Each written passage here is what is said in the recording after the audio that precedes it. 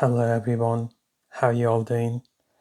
Right, today's poem is very special to me, and it's written by one of my favorite poets, John Keats, and he was born in 1795.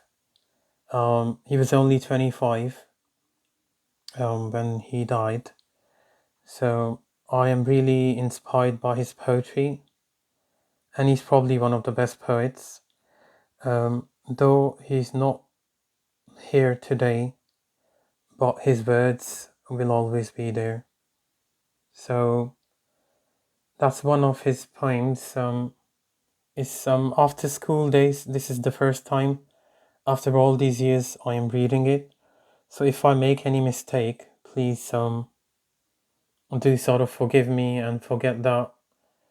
The whole point of sharing this is the deepness of someone who was in his 20s and how strong his thoughts were. So this specific poem is The Dove.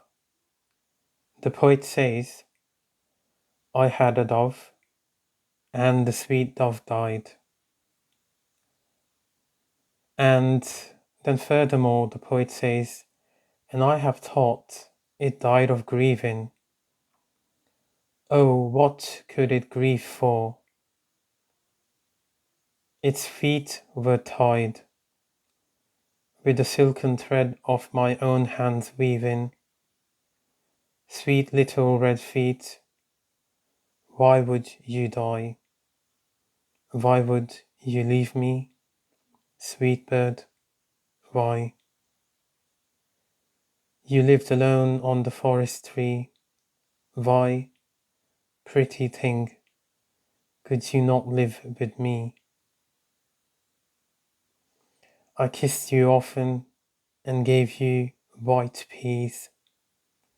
Why not live sweetly as in the green trees? Oh, this is a really beautiful poem by John Keats. Um, Very inspiring though as well. The Dove is a serious poem because in this the poet is actually trying to give a message.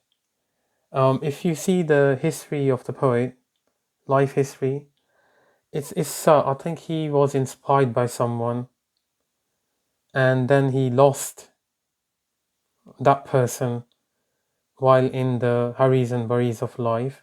So it's very relatable to most of us, and this specific poem is very special. So if anyone has got a chance, please do read John Keats. He's a serious poet. Anyone interested in poetry or not interested in poetry, for them as well. For a 25 years old, he was a really, really good poet. I'll try to find more of his poetry as well. Furthermore, he says, poetry should surprise by a fine excess and not by singularity. It should strike the reader as a wording of his own highest thoughts and appear almost a remembrance. I repeat this one, this is really deep. Poetry should surprise by a fine excess and not by singularity. It should strike the reader as a wording of his own highest thoughts and appear almost a remembrance. So, a person's poetry is like a mirror of their feeling, and they should always cherish and remember it. Some really wise words.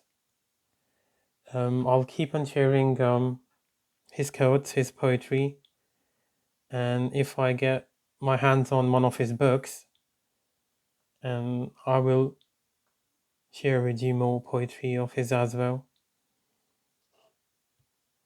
Um,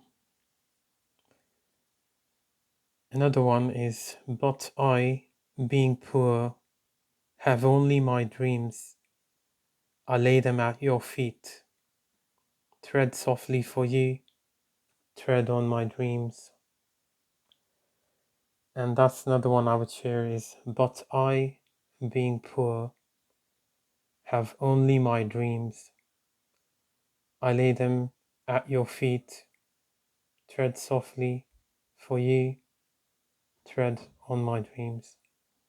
I'll share more next time. Please do subscribe to my channel. Did I become more emotional? No, I didn't. So I'll see you in the next video. Bye.